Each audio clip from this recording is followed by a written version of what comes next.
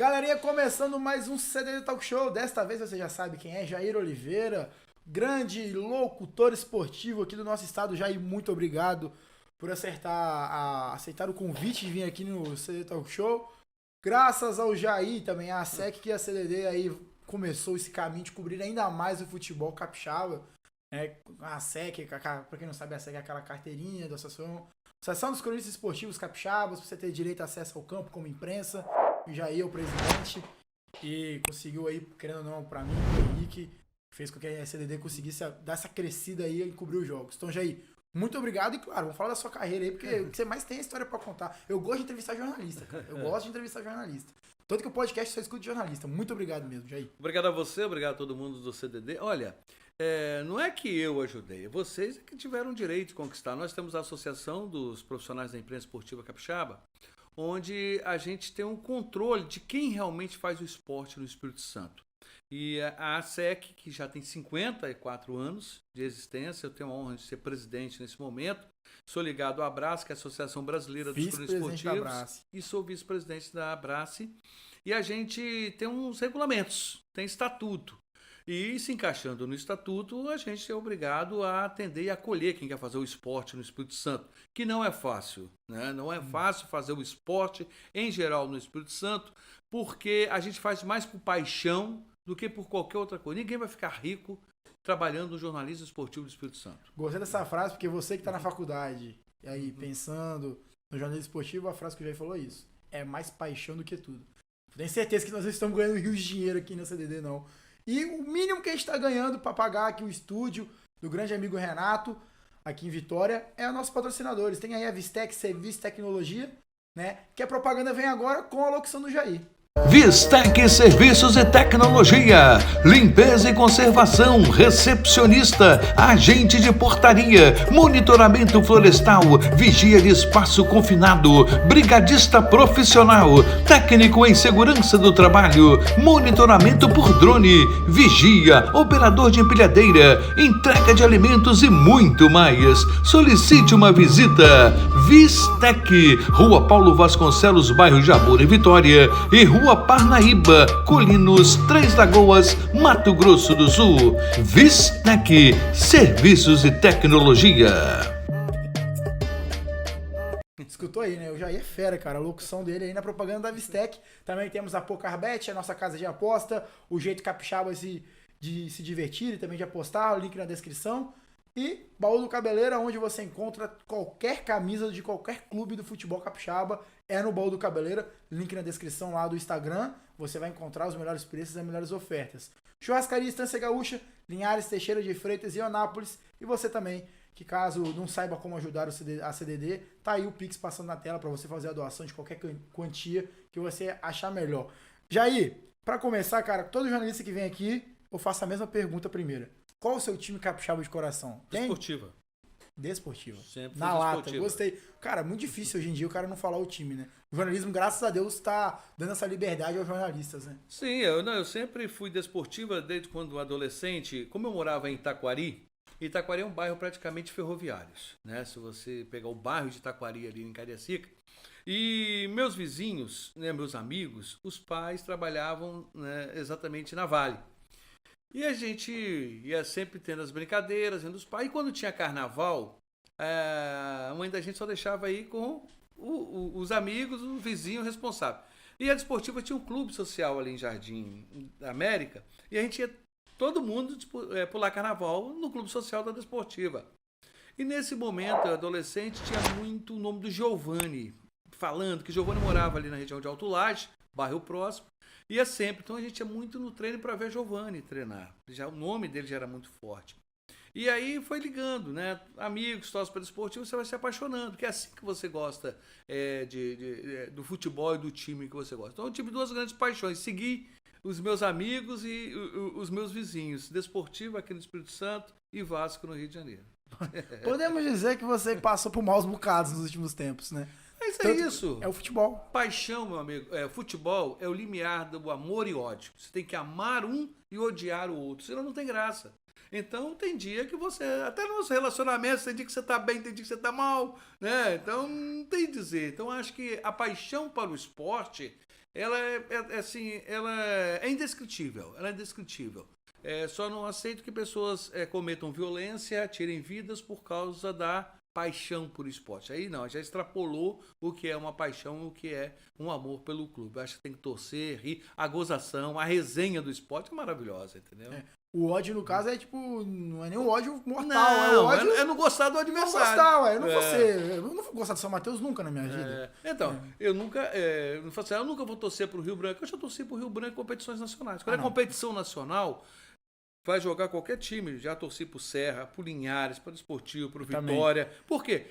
São times do nosso futebol que estão disputando as competições nacionais. Vou recapitular o que eu acabei de falar. Em competições nacionais, eu torceria sim pro São Mateus. Exatamente, nessa questão. Como Igual eu torci pro Nova Venécia. Como já teve São Mateus disputando competições nacionais. Então, a gente tem que entender o seguinte, muita gente fala, mas são os capiriocas, aqueles que gostam de futebol carioca, futebol capixaba. Mas isso é uma tradição no Espírito Santo que as pessoas às vezes não entendem como que foi a comunicação do esporte aqui no estado. Nós tínhamos, muito tempo, quando o rádio surgiu, a Rádio Vitória, que era muito forte no esporte, Rádio Capixaba, né? Nós tínhamos a conexão com as rádios do Rio de Janeiro. Rádio Vitória, então, dos associados, né, diários associados, tinha várias emissoras no Brasil. E, tradicionalmente, o que acontecia? Os jogos aqui no Espírito Santo aconteciam às 3 horas da tarde. No Rio de Janeiro, às 5 da tarde. O que se fazia? Transmitia os jogos do Campeonato Capixaba, abria a jornada meio-dia, pré-jornada, bate-bola, até, né, o jogo 3 horas. Transmitia o jogo. Terminava o jogo do Campeonato Capixaba, a equipe, às vezes, muitas vezes, a equipe própria aqui do Espírito Santo estava no Maracanã, estava em São Januário, estava em outros locais, transmitindo o jogo de outro estado. E nada prejudicava o futebol capixaba, nada. Com o tempo, o que aconteceu? Os jogos do Rio de Janeiro, principalmente, que era a base maior, passou para 4 horas da tarde, para atender a televisão. E os jogos aqui começaram a acontecer também no mesmo horário, começou a ficar inviável. Outro detalhe, tiveram que mudar as datas. Geralmente o jogo é na quarta, nunca tem jogo no domingo. Raramente tem um jogo capixaba no domingo, para sair da concorrência. Mas qual era a importância de ter os jogos no campeonato de fora? Porque nunca, não é de agora, era muito difícil o patrocinador capixaba patrocinar as transmissões do futebol capixaba. Olha só, sabia que não é. Então eles transmitiam. Aí o que eles gostavam? Transmitir o Campeonato Carioca. Eles patrocinavam o Campeonato Carioca. Aquele dinheiro que você arrecadava com os jogos da transmissão no Carioca, você pagava a transmissão do Campeonato Capixaba. E sempre foi assim. Então as pessoas ficam criticando, porque fica transmitindo, valorizando o futebol de fora. É o contrário. Não é o contrário. Um sustentava o outro. Um puxava o outro para o profissional do esporte. Como o futebol capixaba, depois que Desportiva, depois que Rio Branco, depois Serra, né, foram caindo, estacionou, né, o futebol capixaba na Série D, ficou muito ruim para nós profissionais. Hoje nós temos aí grandes profissionais. Se nós estivéssemos pelo menos na Série B, quantos estariam trabalhando para um Premier, quantos estariam trabalhando para um ESPN, quantos estariam trabalhando para as emissoras nacionais, quantos veículos de comunicação estariam trabalhando, né, contratando o profissional. Hoje você não tem veículos de comunicação no Espírito Santo que contrata profissional, narrador, repórter, nada. Ou você compra um espaço para botar sua equipe, ou você cria seu canal no YouTube, no Facebook e vai trabalhar, cara. Não tem mais. As empresas de comunicação descartaram o esporte na sua programação. E aí eu sinto, trabalhei muitos anos, 15 anos na Rede Gazeta, participei muito do esporte da rede, eu comandei a Rádio CBN, eu implantei o esporte na Rádio CBN, foi uma das pioneiras do Brasil. O modelo que eu implantei lá foi o que serviu para CBN Nacional e Globo implantarem na programação. Aqui nós tínhamos, como era um horário que eu comprei o horário foi terceirizado, eu comprei o horário da Rede Gazeta na Rádio CBN para implantar o esporte. E, em contrapartida, eu tinha o horário da Rádio Gazeta. Então eu tinha 2 emissoras de ponta, uma que era a Gazeta, que sempre foi líder de audiência, e depois eu tinha a CBN, que era uma novidade, que a gente conseguiu ocupar em terceiro lugar, perdendo para a própria Gazeta em audiência.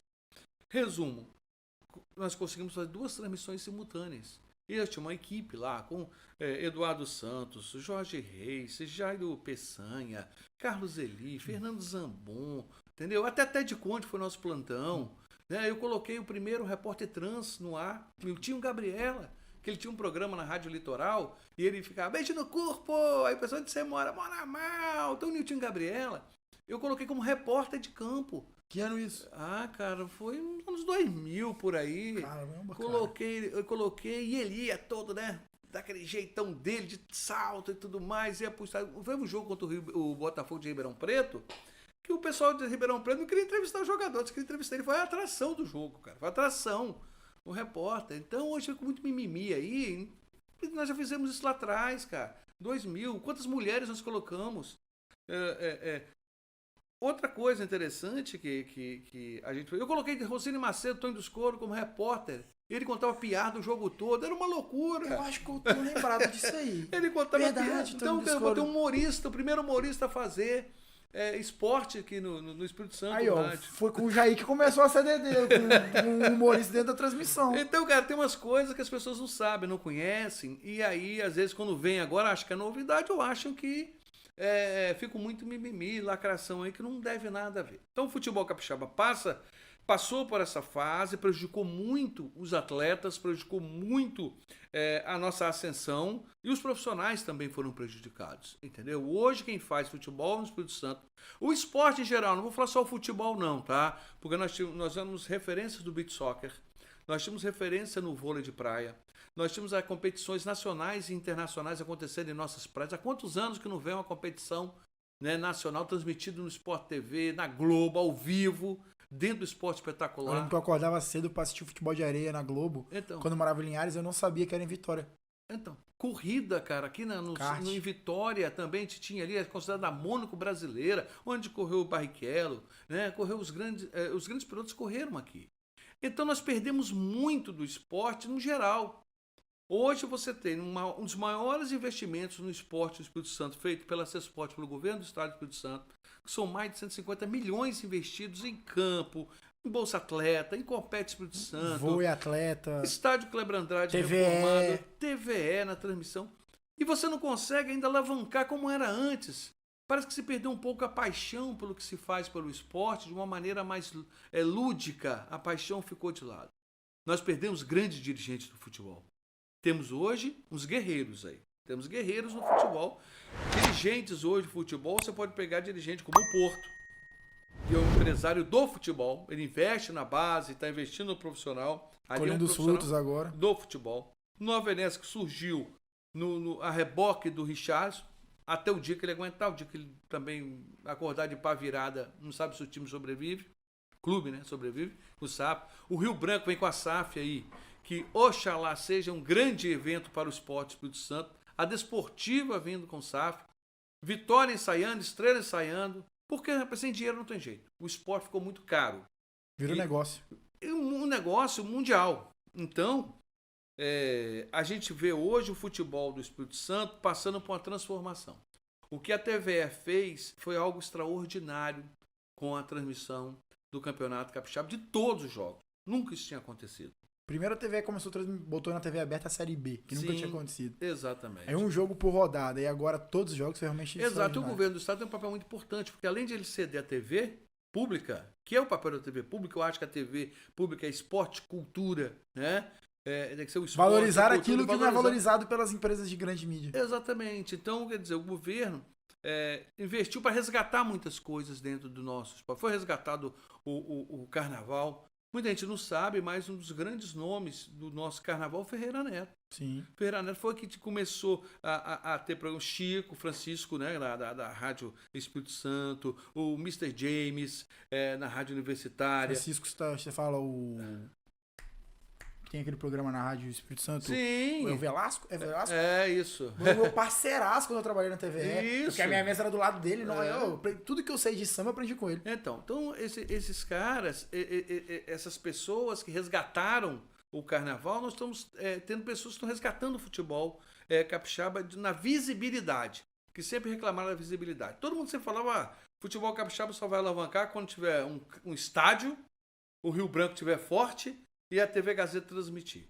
Aconteceu de ter o estádio, aconteceu a TV Gazeta transmitir parte do campeonato e teve o Rio Branco forte e não alavancou como ele esperava. 2015. Certa vez eu fui com Marcos Vicente e o senhor Ferreira, que era um dos grandes dirigentes, né, Manuel Ferreira, grande dirigente do Rio Branco. Eu fui até a sede da FIFA. Ia ter uma reunião do Marcos Vicente e Manuel Ferreira. Eu trabalhava na Rádio CBN, fui lá, ô Marcos, posso acompanhar vocês? Fui, comprei a passagem, fomos até a saída da FIFA, uma reunião com o João Avelange. E o pedido do Marcos Vicente na época era, o João Avelange, eu preciso terminar o estádio Kleber Andrade. Eu lembro muito bem, 2 telefonemas que o João Avelange deu, um para a Coca-Cola e outro para o Grupo Votorantim. Saiu lá como se o estádio já estivesse pronto, né? E viemos embora, tá? O estádio não ficou pronto, entendeu?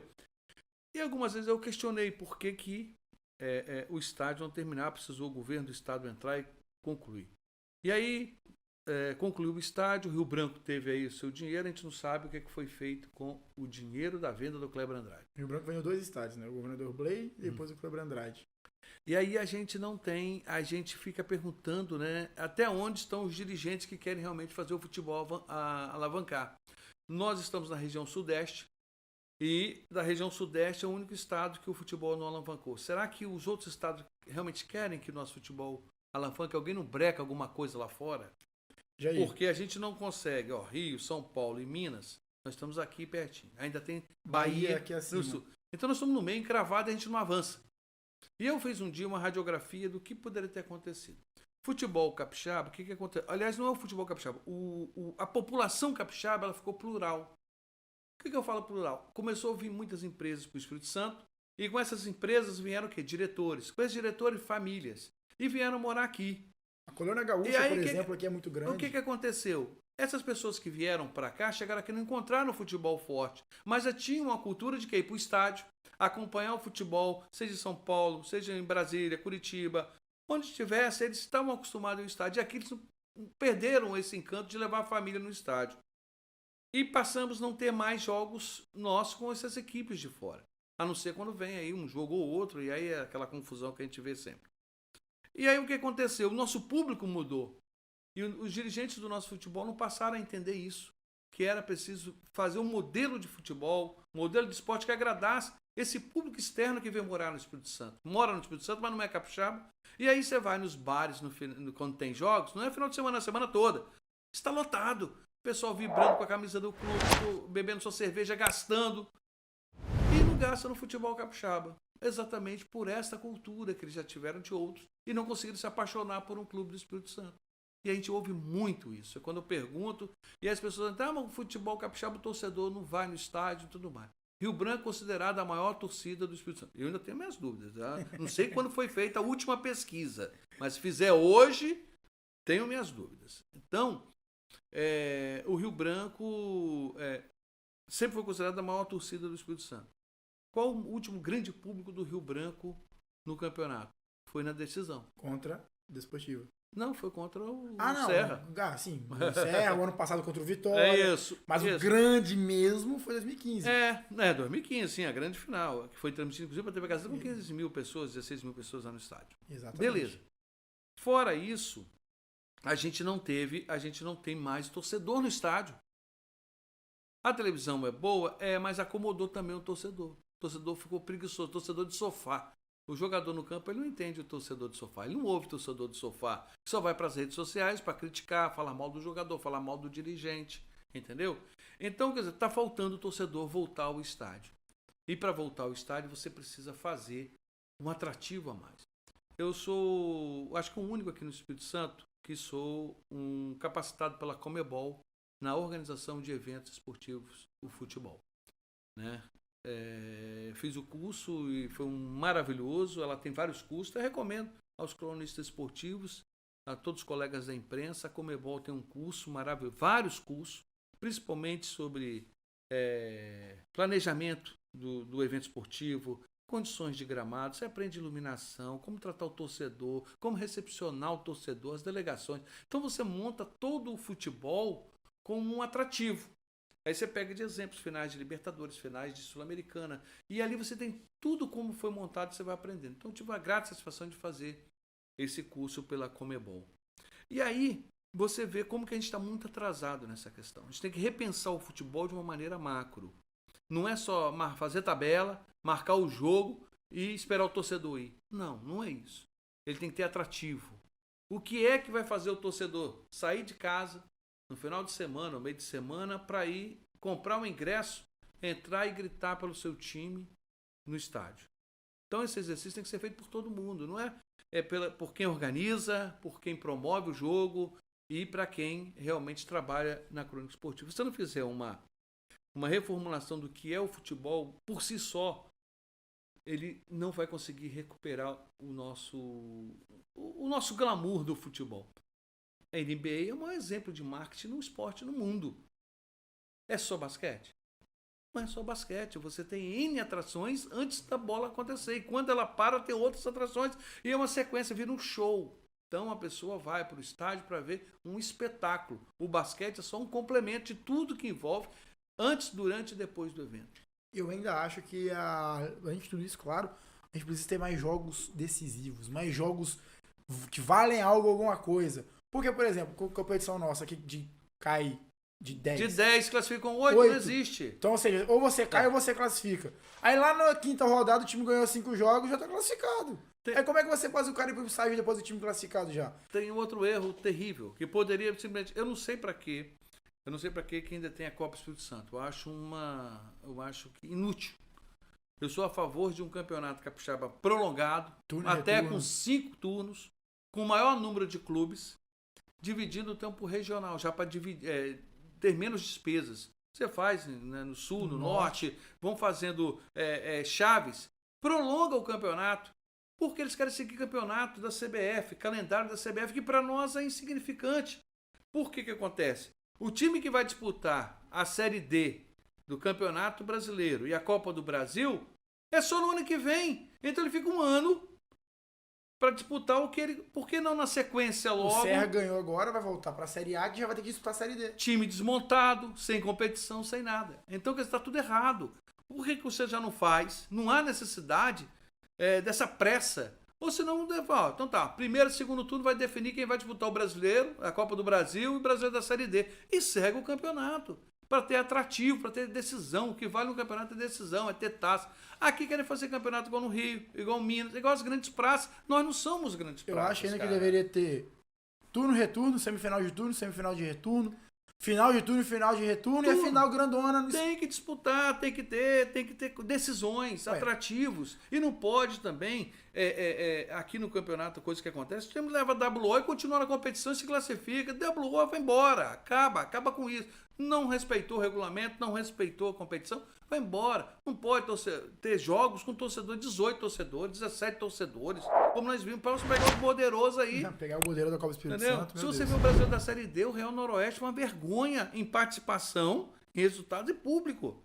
Então, para que se faz no campeonato, a obrigação do time tem que ser esse ano para disputar o ano seguinte a competição nacional. Estende o campeonato capixaba, que é charmoso, glamouroso, é como o Espírito Santo disputa uma coisa insignificante, uma nova competição sem necessidade. Então, na minha visão, tem que reformular e tem que pensar, mas aqui no futebol nada pode.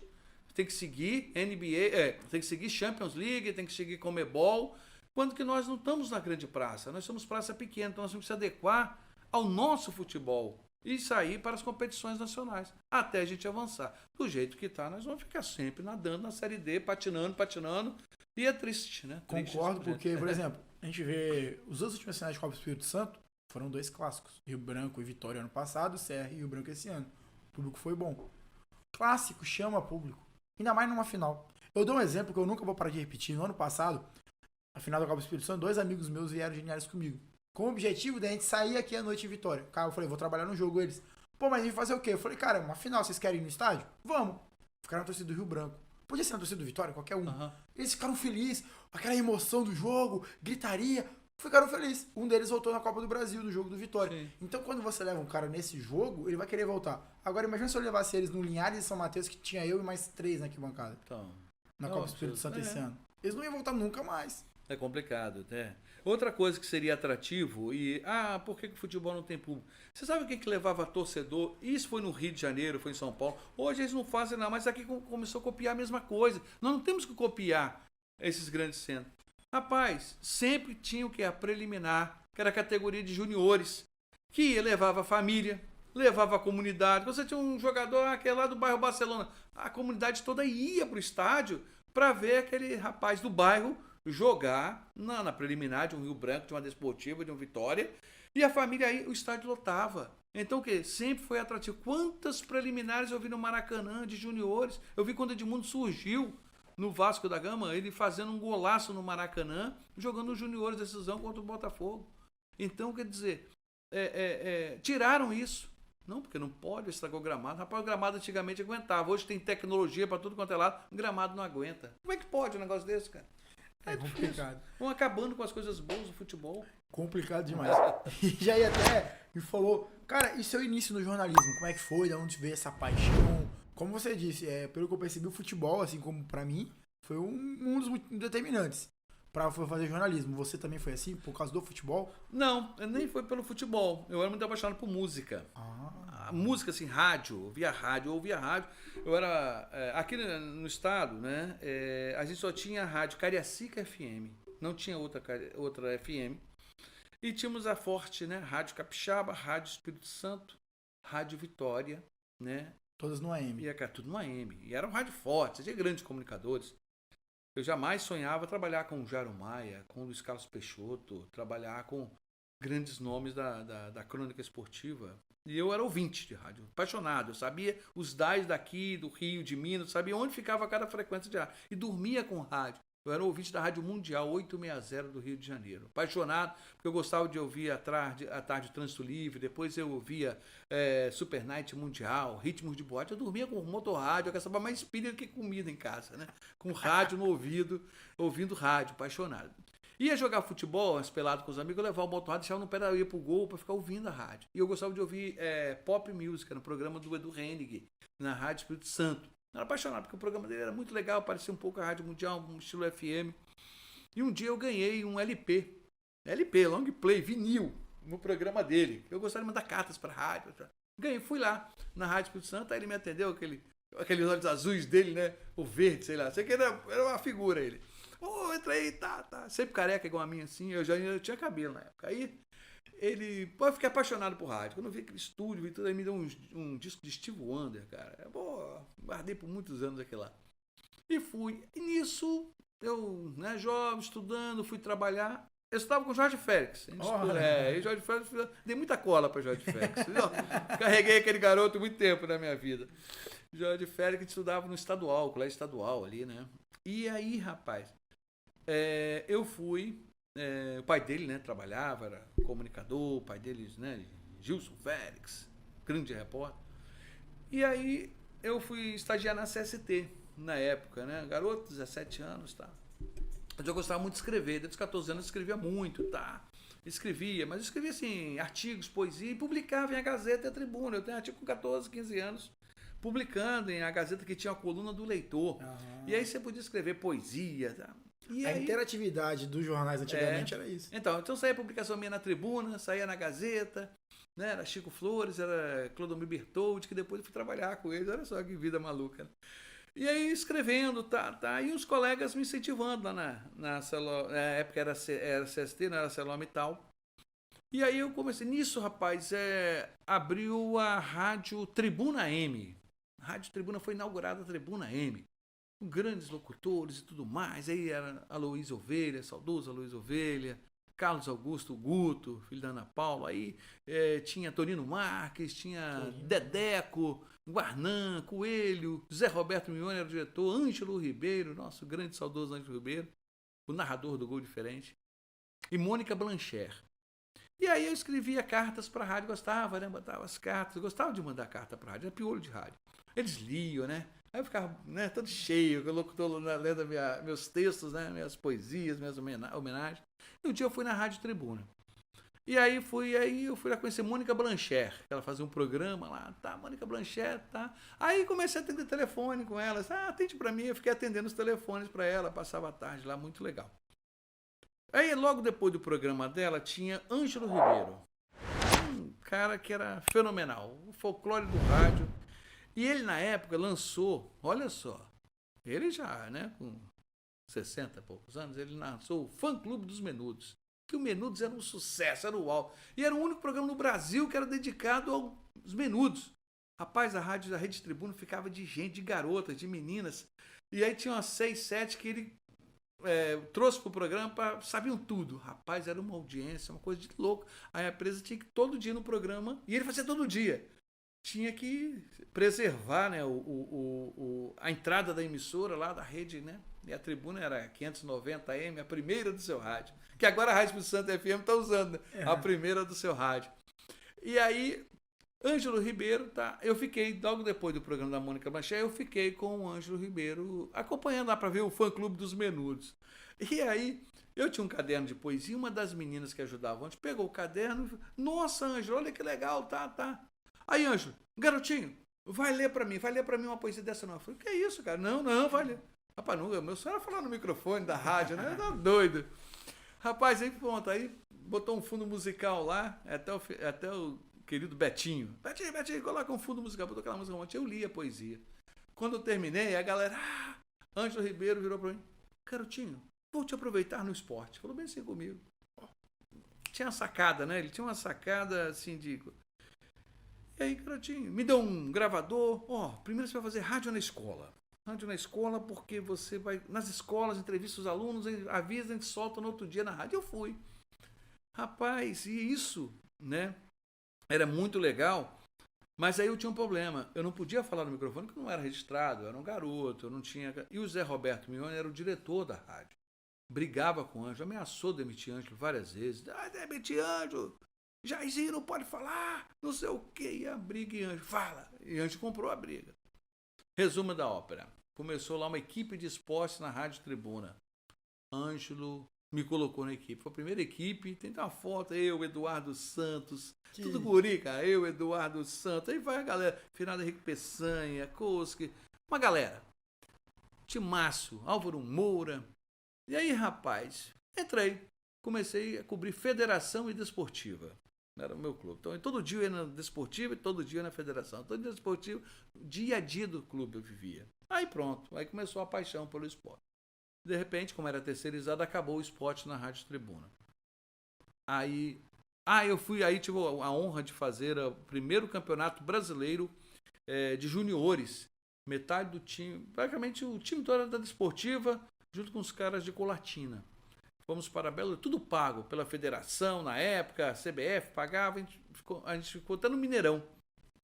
Muito legal, jogamos com o Atlético Mineiro, foi muito legal a participação da garotada, que depois praticamente todo mundo virou titular no time profissional. E nisso, rapaz, a gente acabou a equipe de esportes. Aí Zé Roberto Mione, que não deixava eu falar, foi comunicar a gente, vocês todos estão dispensados, o único que vai permanecer é o Jairzinho.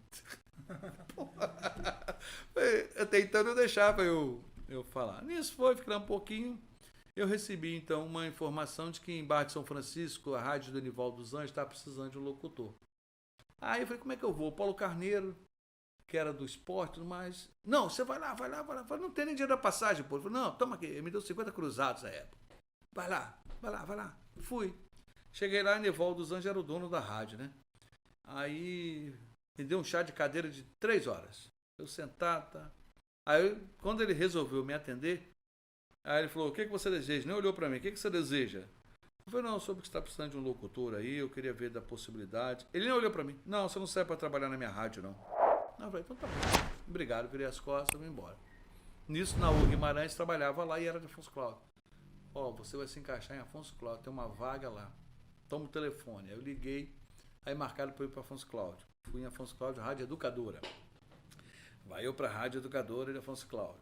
Chego lá, o diretor lá da rádio falou assim, olha, e lá era uma divisão danada em Afonso Cláudio. Uma turma era do Sebastião Fafá, que era da Arena na época. Divisão política mesmo na cidade, rádio. Do outro lado era a Rádio Cidade, que era do Leni Alves de Lima.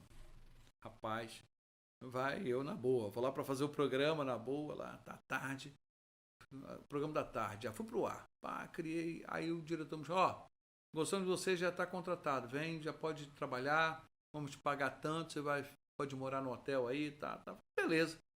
Cheguei em casa, me avisei, tinha 22 anos. Aí fui para Afonso Cláudio. Rapaz, em 3 meses eu era diretor da rádio. 3 meses me deram a direção da rádio. E aí eu tinha muita credibilidade, mas eu tinha... Aí o que aconteceu? E tinha uma briga muito grande na cidade. E Eduardo Santos trabalhava na Rádio Cidade, olha só, hein? Dudu.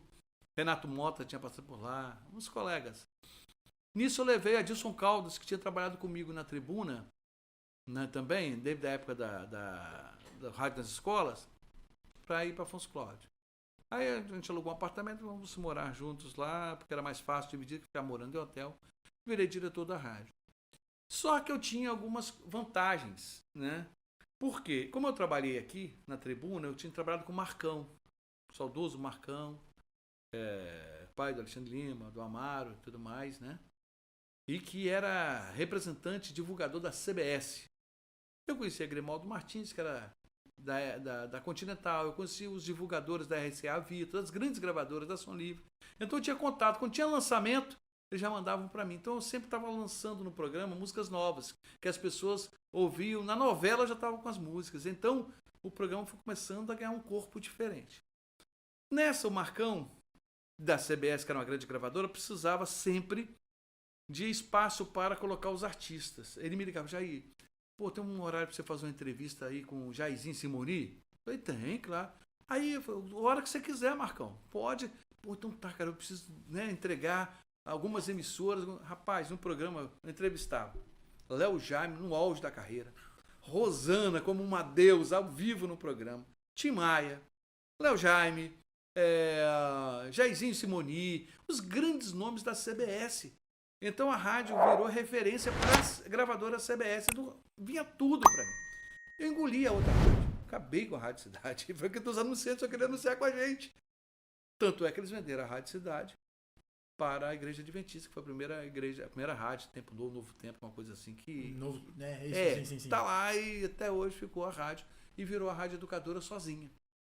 E para acabar com a briga, que não podia, né? Ninguém da Rádio Educadora poderia falar com a Rádio Cidade. Primeira semana eu chamei os caras da outra rádio.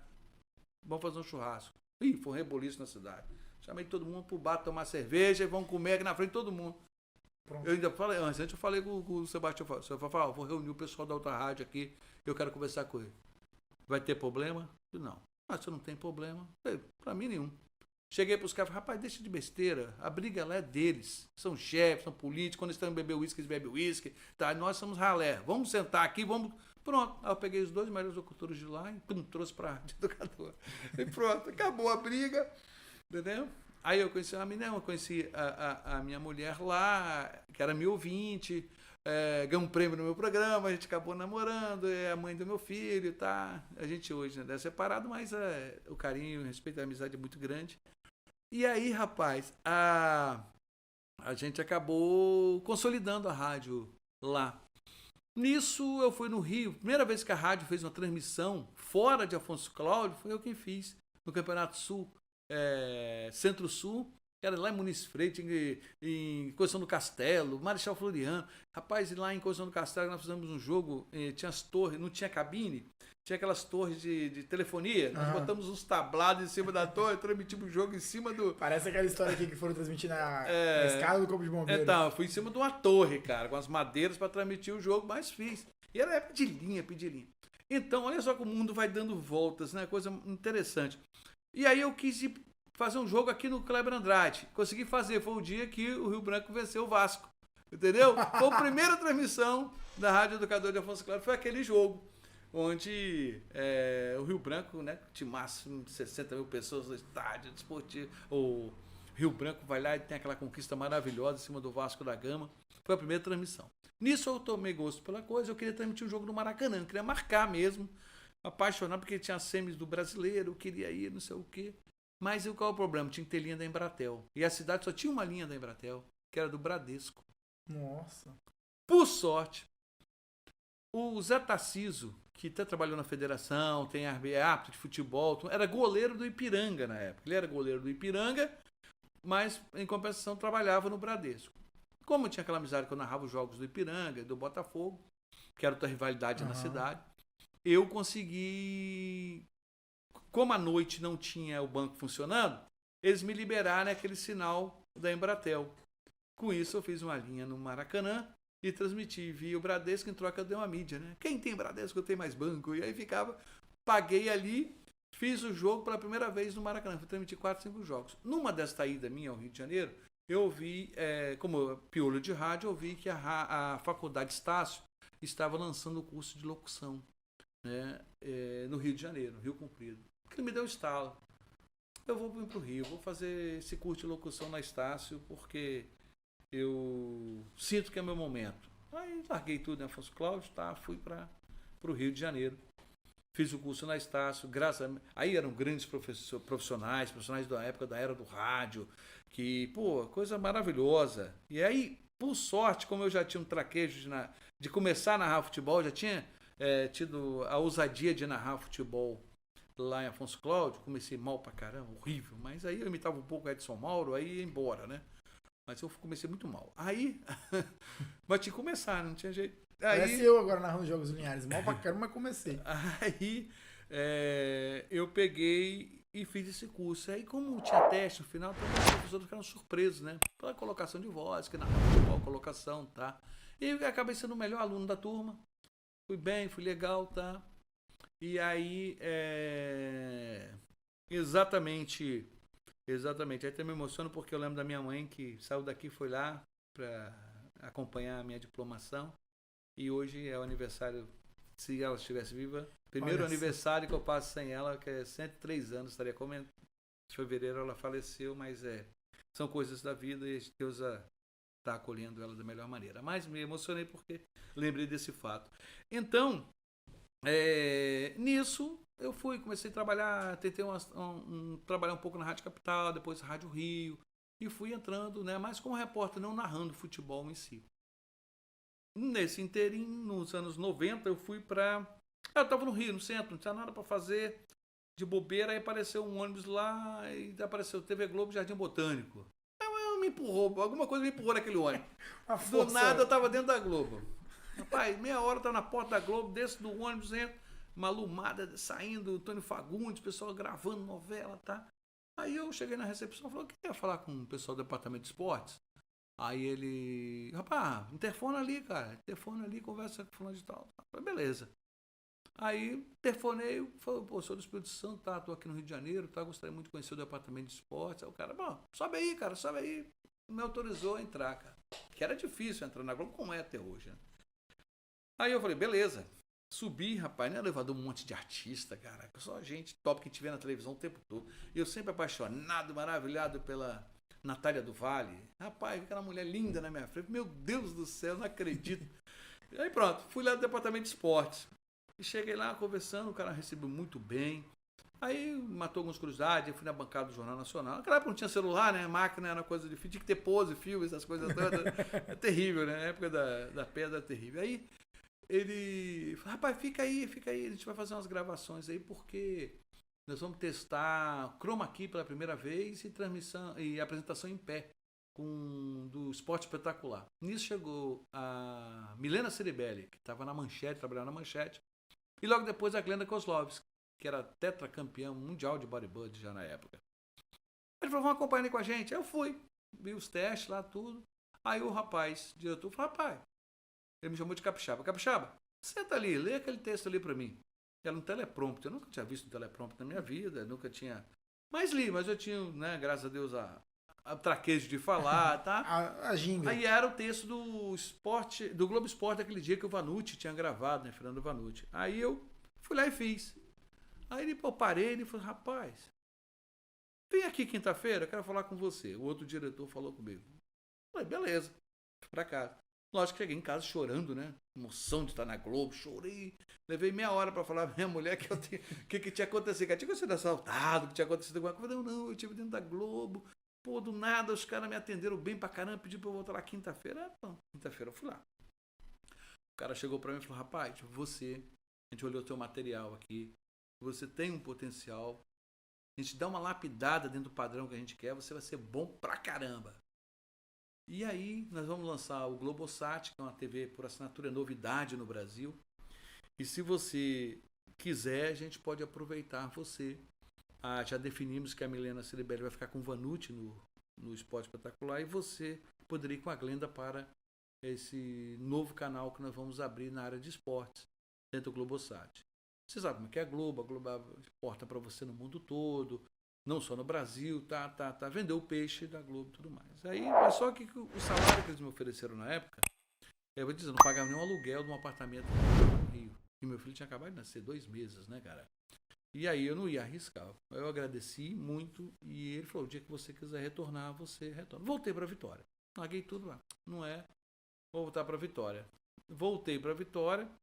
E aí entrei logo de cara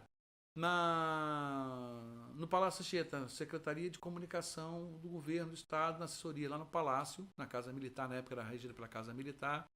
Fui contratada por lá. Quem era o governador na época? O Bueno. Albuíno Azeredo. O criador do Transcol. Nota, e nota milionária, que o esporte do futebol capixaba, se não fossem os dirigentes picaretas, nosso futebol tinha levantado, porque criou a nota milionária.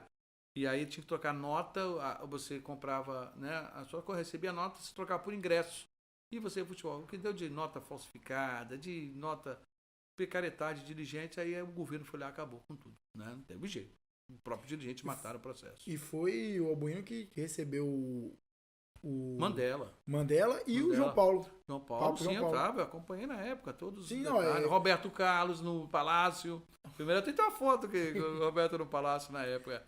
Que aí ele foi o grande incentivador e realizou aqui o primeiro congresso brasileiro, né, do jornalismo esportivo. Abraço, foi com o governo Albuíno. Fez questão de trazer para o foi um excelente governador para o esporte também. Né? Depois dele, só agora o Casagrande. Depois não tivemos mais nada em favor do nosso esporte. Então, eu voltei e fui para o governo. Nisso que eu fui para o governo, eu comecei a conhecer os outros jornalistas da Rádio Gazeta, da Tribuna, tudo mais. Nisso, na Gazeta, tinha um folguista. Folguista, assim, tá de plantão. Aí eu comecei a fazer folga de período de férias de né? Um jornalista de férias, aí eu fazia. Tinha 12 jornalistas, alguém tinha que tirar folga no Então, eu comecei a fazer folga, feriado, Natal, só data ruim, Natal, Carnaval, tudo eu fazia. Resumindo, quando ninguém queria, você ia. Eu fazia, exatamente, né? Além do troco legal, a gente ganhava, eu já tinha um Hugo. Nisso surgiu que o Paulo Sérgio resolveu fazer um programa terceirizado na TV Capixaba, na época. E aí precisava de repórter. Me convidaram para fazer um teste lá na TV Capixaba, na época, para o Esporte Capixaba. Era Ferreira Neto, que apresentava, Paulo Sérgio comentava e precisava de um repórter. E aí chego lá para fazer o teste, quem estava lá? Edu Hennig. Voltamos à rádio do início. Edu Hennig era o diretor. Aí era a época da Lamba Academia, Lamba Aeróbica, não sei a coisa que tem. Cara, me saí com o cinegrafista, fui pra academia. Fui lá, entrei na aula de dança, fiz lá, participei da aula. Aí, mandei o material lá. Aí, Edu, é isso que eu quero. Inovação, quero isso. Quero te...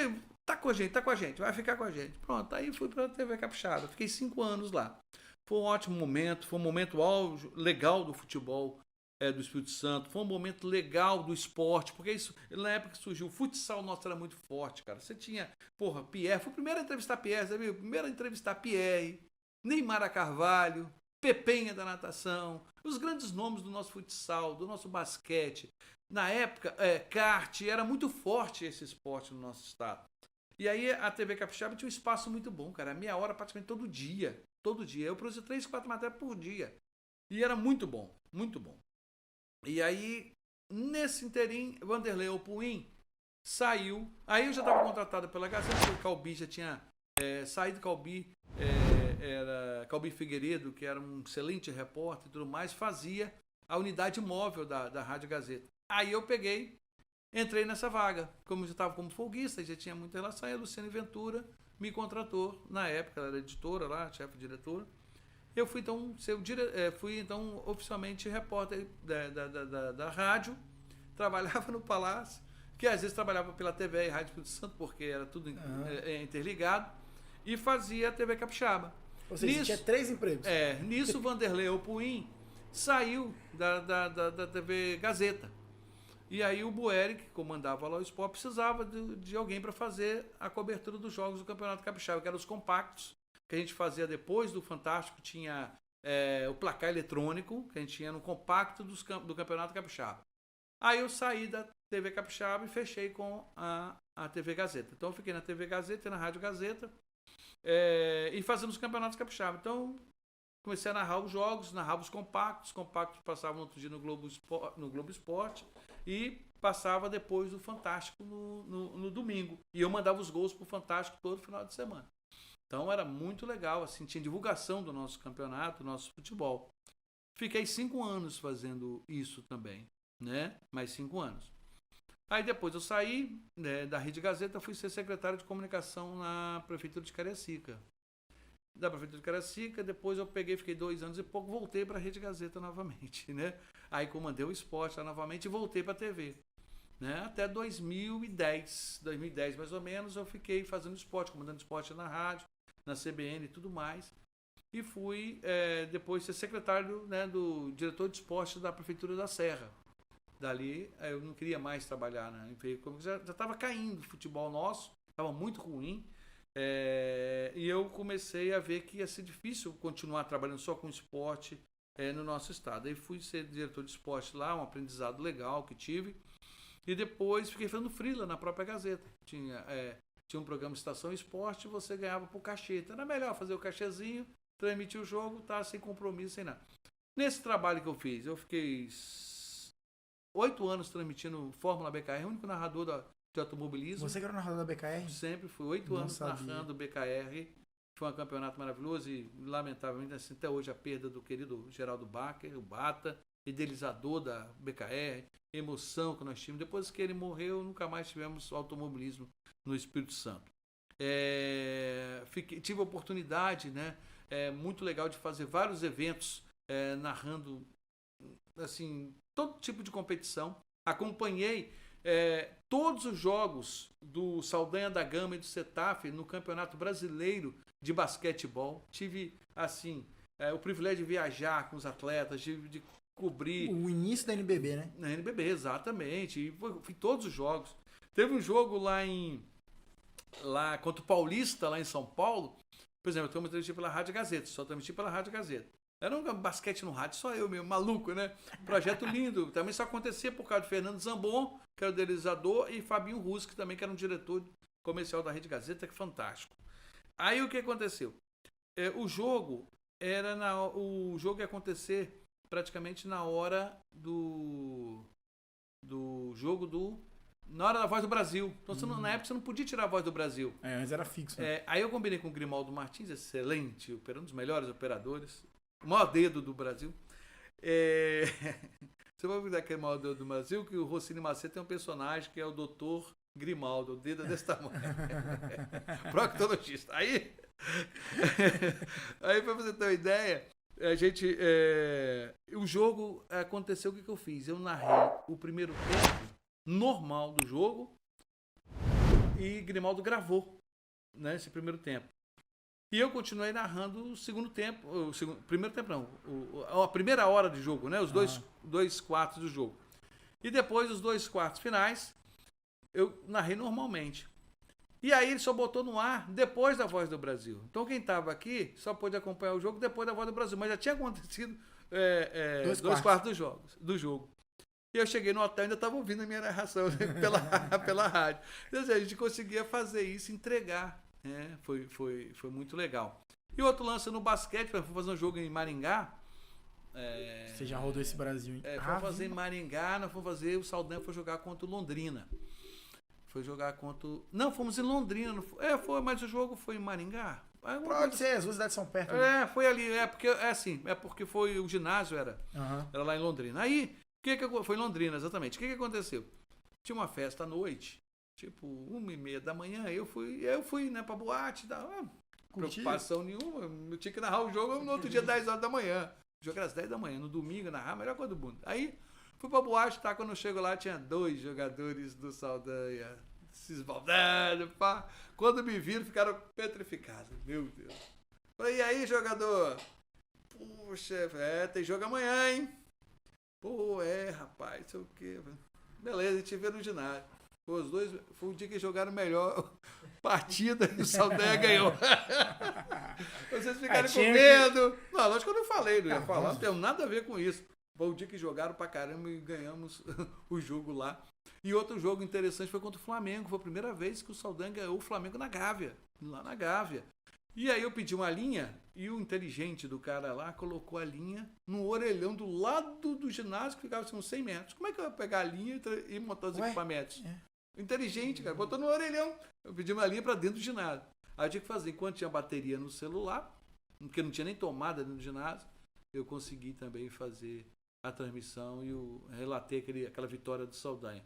E em Brasília, no ginásio Nilson Nelson, maravilhoso também, tive que fazer pro celular porque a linha não deu jeito. Era para entregar a linha em Embratel, era terrível, cara. Hoje você faz tudo moderno, você faz com o celular, tudo tranquilo. Mas aí são as coisas do esporte, cara. E foi nessa vida aí que a gente tá levando, cara. Com certeza. E engraçado que aqui no Bastidor a gente tava falando, né? Foi o cara que mais rodou esse ano com vitória. Foi o Jair. Mal sabia eu que eles tinham rodado o Brasil inteiro com qualquer outra coisa antes. Já rodei, cara, rodei. Eu conheço muitas cidades do Brasil e no mundo, graças a Deus, né? Eu tive a oportunidade de ser um dos pioneiros a acompanhar a Copa do Mundo, né? A Copa do Mundo 98 na França. 98 foi um ano maravilhoso para mim. Eu consegui cobrir uma Copa do Mundo, né? Aí tive a oportunidade de ficar 50 dias na Europa, fazendo toda essa cobertura. E em 98 eu ganhei o prêmio de jornalismo do Espírito Santo, com esporte, com a matéria esportiva. Todo mundo com os assuntos. Eu ganhei o prêmio do rádio jornalismo pela CBN, o prêmio Aberge, com uma matéria, cara, que eu fiz. Que aí eu até agradeço sempre a repórter Celeste Francisco, que apesar de trabalhar na tribuna, foi ela quem me deu a dica, mesmo eu sendo da Gazeta, pelas amizades, que eu sempre tive muita amizade em todos os canais, graças a Deus, fiz uma boa amizade com todo mundo, desde a época que eu era repórter policial, porque antes eu fui repórter policial há muitos anos na Rádio Gazeta. Tinha um Gazeta Polícia, tinha um estúdio dentro da chefatura, então eu sabia tudo de polícia e muita coisa aconteceu nessa carreira. E aí, ela me falou, Jair, você sabia que o Vanderlei Luxemburgo tem uma irmã que ela tem uma casa espírita lá no Morro de São Cristóvão? Eu falei, não. Eu falei, você consegue o contato dela para mim? Consigo. Faz o seguinte, quinta-feira eu vou lá. Ela consegue fazer uma sessão lá no terreiro dela lá para mim, tudo que eu quero fotografar, quero registrar tudo. Eu vou combinar, combinou. Né? Leocádia Luxemburgo, que Deus a tenha, que já faleceu também. Aí eu subi, fui no morro lá no Alto São Cristóvão, né? E Leila Oxum, é o nome da casa dela. Foi até o nome da minha matéria, né? E aí, eu lembro que eu comecei, ela era irmã do Vanderlei Luxemburgo, e ela foi contando a história, que ela, desde quando ele estava no Rio Branco, que ela fazia alguns trabalhos para ajudar Luxemburgo. E o Luxemburgo tinha umas coisas místicas também dentro do jogo, né? Depois que a gente foi entender como ele fazia, ela falou que ele ia chegar à seleção brasileira. Ele estava no Corinthians na época, né? E depois ele ia para o Real Madrid, né? Então, quer dizer, ela foi entregando. Ela falou na matéria que o Vanderlei Luxemburgo ia para o Real Madrid. Ia para antes dele ter ido. Futebol da Europa. Ele vai para o futebol da Europa. Então, ele já ia para a seleção, tá, não sei o quê. E eu fiz uma foto dela, essa foto rodou.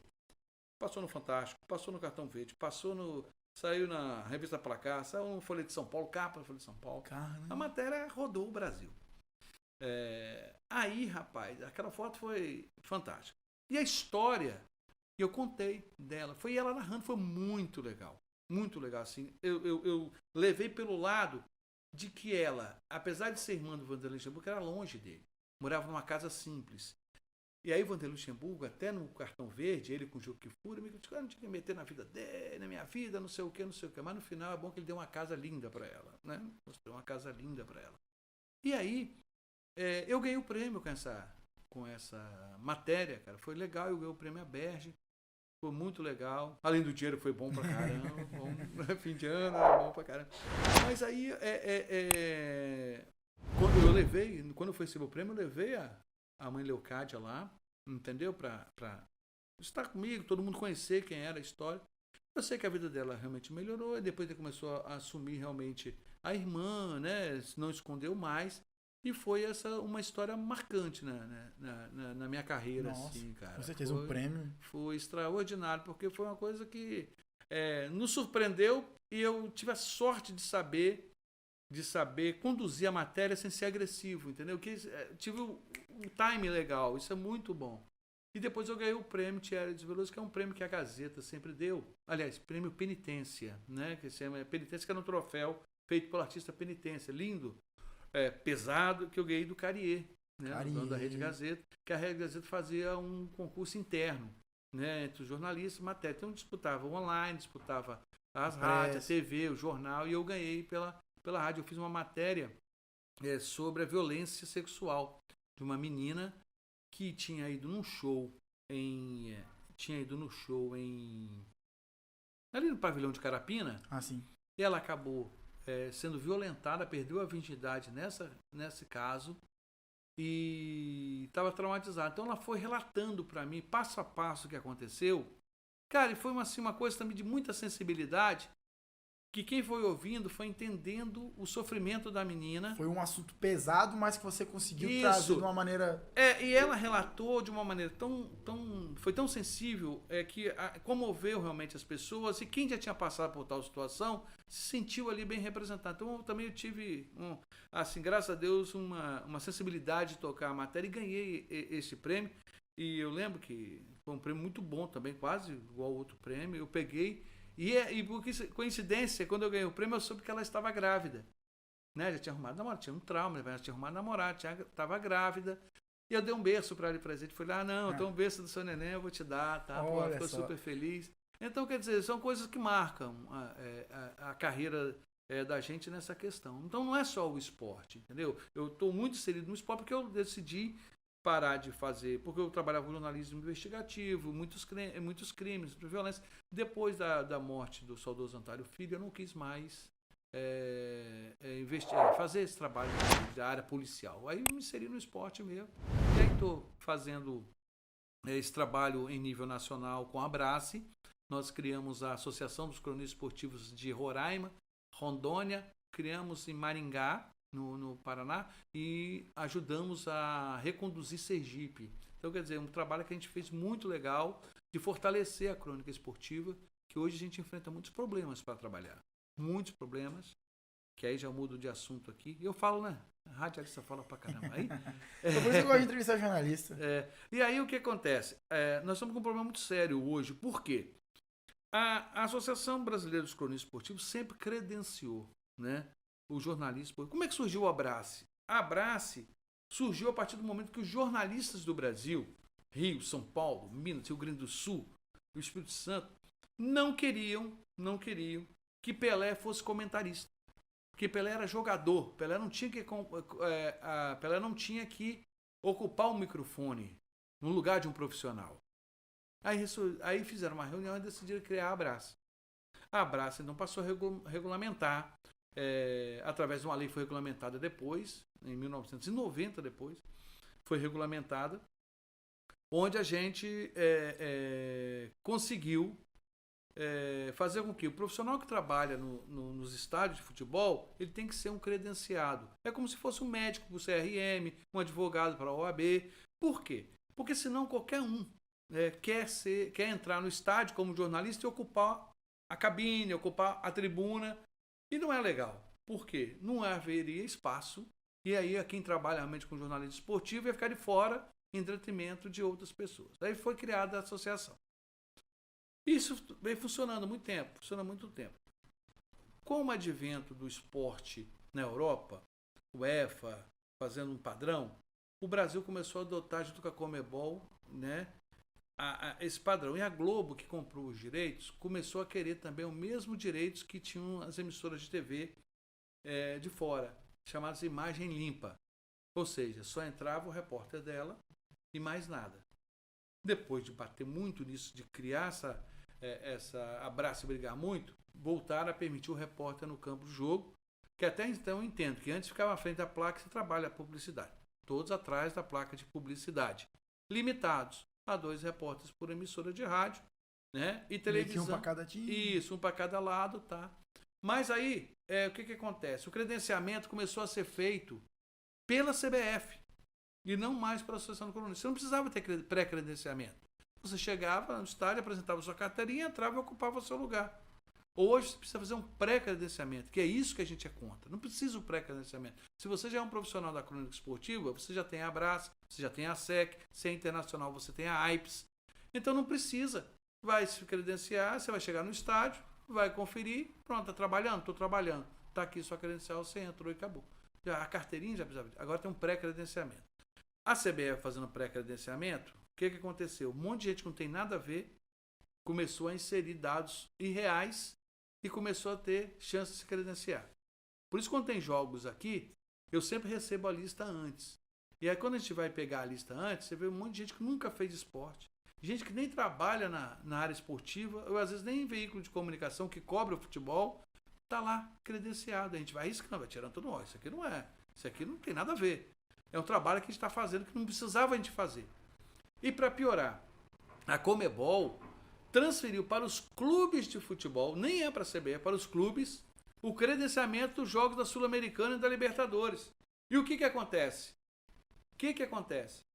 Você tem que mandar só um e-mail para a comunicação, por exemplo, do Flamengo, do Palmeiras, eles credenciam quem eles quiserem. Se você faz uma crítica ao Palmeiras, se você é um jogador técnico, você acha que a assessoria de comunicação vai credenciar você? Não. Então é isso que a gente está batendo, cara. Não tem condições de assessoria de comunicação, de clube, credenciar jogadores. E o que acontece nisso aí também? Pior, credencia um monte de blogueiro, um monte de cara que é site, torcedor. O cara não é jornalista, ele é torcedor. Ah, os caras falam palavrão, os caras agridem. Teve um jogo aqui, do Flamengo, o último jogo aí, que veio uma turma aí de torcedores com blog do Flamengo, credenciados pela CBF. E que na transmissão do jogo, o nosso querido Patúcio teve que pedir os caras para diminuir a situação. Os caras, além de gritar, xingavam o tempo todo. E não é do nosso controle, não temos como controlar isso, porque não passou pelo nosso credenciamento.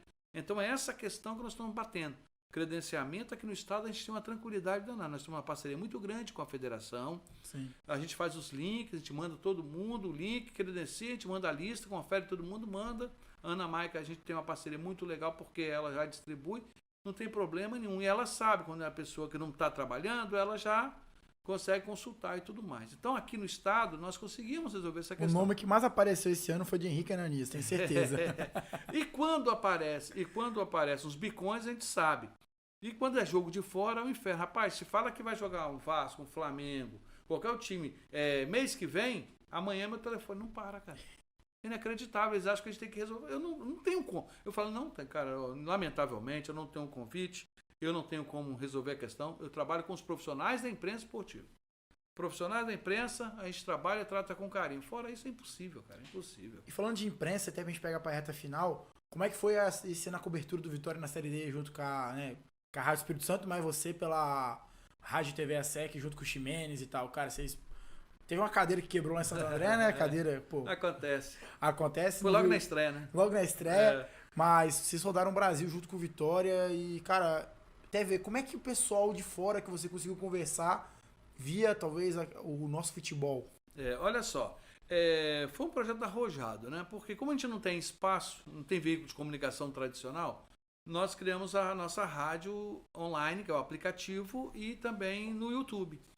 Então, compramos equipamentos, montamos nossa estrutura, vamos pro jogo? Vamos pro jogo. Aí fomos para Santo André, a única viagem que nós fizemos de avião, né? Que era um pouco mais... Mesmo assim, nós fomos para Campinas alocamos um carro e fomos até a Santo André. Mas eu levei uma multa lá em São Caetano, quer dizer, andei tantos quilômetros. Num bairro lá, 30 quilômetros, eu levei uma multa, ficou no prejuízo, tem mais ponto da carteira. Eu que estava dirigindo, né? Mas aí o Ximenes não quis nem colocar na minha carteira. Então, valeu, Ximenes. Então é o seguinte, a gente a gente pegou e começou a viajar. Foi interessante, porque nós fomos em Resende, Nova Iguaçu, né? Fomos lá na Ilha do Governador, fomos em Valadares, fomos lá em São João del Rei. Rapaz, São João del Rei é longe para Dedéu. Você tá doido? Em Minas Gerais, meu Deus. Minas é grande demais. Não chega. Mas aí o que é curioso? Por exemplo, a gente observa a estrutura. Santo André, muito boa. Né? Muito boa. Santo André, futebol paulista, meia divisão, time que já tem Copa do Brasil, tudo mais. Estrutura maravilhosa. Lá na Luso, é aquela tradicional, aquele antigo, mas mantém a funcional e tudo mais. Aí depois você começa a ter problema. Eu fiquei encantado com Nova Iguaçu. Nova Iguaçu, a praça maravilhosa, tudo novo, 6 campos, restaurante, a garotada produzindo, que o Zinho é um dos sócios lá, né? O ex-jogador do Flamengo. Mas só que tem um detalhe, construiu umas cabines de imprensa e só o presidente que pode liberar, e o presidente não liberou. Nós tivemos que fazer um jogo em cima de uma laje. Você acredita isso? Meu Deus. Vai entender. Só não liberou. Não, porque não pediu com antecedência, não sei o quê. Simplesmente novinhas cabines, mas não liberaram pra gente. Olha só. Meu Deus. A gente fez em cima da laje, lá, equipamento, ainda bem que não choveu, senão teria estragado tudo, mas tudo bem, fizemos. O estádio do Atlético, né? É um estádio que também não deu muitas condições de trabalho pra gente. A gente fica praticamente no meio da torcida. Eu percebi que ele é pequenininho. Além de ser pequenininho, eu não sei como é que o Atlético jogou lá, com a torcida em peso e tudo mais. Ele vira um alçapão. Mas para condições de trabalho da imprensa também é muito ruim. E no sol, além de ficar num sol terrível, é tudo aberto, é realmente. Valadares é aquela cabine que você não entra, cara. E eu, com sacrifício, consigo entrar, mas é desse tamanhozinho mesmo. Não tem nem negócio de você botar um equipamento melhor, você fica em pé o tempo todo, não tem como se sentar. Entendeu? E do outro lado, assim, aquele estádio antigo, acho que aí com trilhas, tem até madeira lá. Sim. É impressionante, cara. Com um time que joga, né, divisão do campeonato mineiro, tá na competição nacional. Teve transmissão da Globo lá um ano. Rapaz, o estádio é muito ruinzinho. O tal do Mamudão. Mamudão. Iluminação horrível. Foi um jogo na segunda-feira à noite. A gente reclama de algumas coisas do nosso futebol, mas olha, né? Aqui no nosso futebol a gente precisa melhorar duas coisas. Eu acho que depende muito de uma parceria. O Pedrinho é uma pessoa maravilhosa, mas lá no Tupi, lá no Gil Bernardes, é praticamente impossível a imprensa trabalhar. Tem lá, é um risco, aquilo não melhora nunca. A gente não sabe o que pode ajudar o Pedrinho. Se ele aceitar ajuda, a gente se propõe a ajudar, construir uma cabine decente para a imprensa lá. Umas coisas aqui do futebol que você mesmo falou, que o Kleber Andrade mesmo, quando foi construído, não foi perguntado a nós, da imprensa. Não foi. O estádio de Viana, o que você me diz do estádio de Viana? Viana? Então... Velho, dá risada, você já entendeu, né? Então é o seguinte, por exemplo, o estádio Sano Pedrosa, as cabines são de 1900 Dom Pedro. Não tem como. Foi lá na estreia do Romário, eram as mesmas cabines, cara. Entendeu? E então não tem condições. A gente ficava frente pro sol. Você vê que nossos colegas da TVE tiveram problema com a torcida. Porque tiveram que ficar numa arquibancada. Você tem que gritar gol, você tem que comentar, você tem que ser independente. Aí o torcedor acha que você que trabalha na empresa tem que ser o torcedor dele, né? Tem que torcer pro time dele. É um absurdo. Você também lá em Pinheiros, também, com o estádio também faz acabamento, você ficou numa laje também. Fiquei numa laje lá. Agora até que melhoraram, botaram os todos, tudo, mas mesmo assim é contra o sol. Eles não pedem a opinião de quem vai trabalhar. Então a câmera fica no lugar ruim. Então, quer dizer, só pedir opinião. Porque nós tínhamos antes, eu já até cobrei isso, eu não entendi até hoje porque que o Gustavo Vieira excluiu a SEC dos arbitrais. Nós sempre participávamos dos arbitrais do futebol aqui. É uma questão minha também. A gente dava antes de ser jornalista, eu acompanhava por causa que vocês iam. Então, e agora que eu tornei jornalista, eu queria ir e não posso. Então, excluiu a imprensa de participar dos arbitrais. Por quê? A gente dava algumas opiniões, sugestões, não para campeonato, até para favorecer a transmissão, a gente dava também opinião sobre as condições de trabalho. Eu fiz uma vez uma visita a todos os estádios. Fui em todos os estádios do Campeonato Capixaba e fiz um relatório, até o GE publicou, né, um relatório com imagens, com a falta de condições. Alguns estádios melhoraram muito. Hoje você trabalha bem no Salvador Costa, na Desportiva, no Kleber Andrade, porque melhorou muito, porque, como você falou, quando construíram o estádio, não fizeram cabines de imprensa, eles fizeram camarotes. E foi com muito custo que nós conseguimos pegar alguns camarotes e transformar em... o vidro abre só um pouco para frente. Em tribuna de imprensa. E outra coisa, onde era um baita camarote, tiveram o quê? A Globo, a pedido da Globo e da TV Gazeta, que tiraram todo aquele janelão para os cinegrafistas conseguirem ficar. Porque até então era tudo janela, entendeu? Sim. Então, não ouviram a opinião da gente. A única coisa que a gente conseguiu reverter é que o campo seria sintético, totalmente sintético no início. Aí nós fizemos uma manifestação, questionamos, e aí virou o estádio grama normal. Agora é misturado, mas tá bom. O gramado nosso é maravilhoso. A gente sofre com essa questão de estrutura, igual agora que a gente tá transmitindo alguns jogos sub-20, né, na CDD TV. Tem campo, tem um poste na frente. Itapemirim é uma primeira cabine e tem um poste na frente. Exatamente. O Santieri, esses campos de bairro ainda são questão mais delicada. Novo Horizonte, fizeram um jogo aí em Novo Horizonte, ali no Campo Marianelli, né? Seu João Marianelli, a família Marianelli, aquele abraço, que a família lá é tradicional, desde a época do Guarani. né? Seu João Marianelli era uma figura. A família toda, né? Além de ser os filhos jogadores, a gente tinha a dona Carmen, né? Que fazia a comida do time, lavava as roupas. Então, é realmente a saudade lá do Guarani, lá de Novo Horizonte, na Serra. Lá tem um campo, João Marianelli lá. Ele está realizando jogos aí, está tendo jogos do campeonato sub-20, acho que sub-17. Aí tem um caso de racismo agora, um torcedor. Isso. Mas como você vai cobrar se não tem ingresso, não tem nada, o cara tá lá no meio da arquibancada, na rua, grita. E aí, como é que vai ser? O cara tá errado? Tá. Mas como você vai exigir, vai impedir o cara de entrar no estádio e tudo mais? Entendeu? Estádio não, um campo de futebol. No campo, né? Melhor dizendo. Então, quer dizer, tem essas coisas que tem que ser tratadas com carinho. Por que esse sub-20 não é feito na preliminar de um time profissional? Não tá tendo a Série B? Faz na preliminar, para ajudar, para motivar, dar gente, ser visto. Mas, eu falo, por exemplo, lá em Linhares, não tem nenhum estádio, a prefeitura chama todos os campos de estádio, mas se eu quiser fazer uma transmissão de algum jogo do amador, eu tenho que alugar um andaime, porque não tem cabine de imprensa. Os estádios viraram supermercados lá, não foi? Os dois viraram, os dois estádios, mas a prefeitura chama os campos de estádio. Bota aqui bancada num canto e não sei o quê. Rapaz, se eu fizer um concurso de maquete, eu sempre falo, concurso de maquete de estádios vai prometidos. Vai ter de Vila Velha agora, você viu? Não, prometidos no Espírito Santo, vai ter umas 50 maquetes. A Vila Velha é nova agora, né? Linhares são as duas maquetes lá que... Rapaz, as maquetes que já apresentaram para o futebol capixaba... São as melhores do mundo. Melhores. E só nesse ritmo de maquete que a gente se encerra o bate-papo, Jair. Muito obrigado, cara. Não deixa nem eu falar.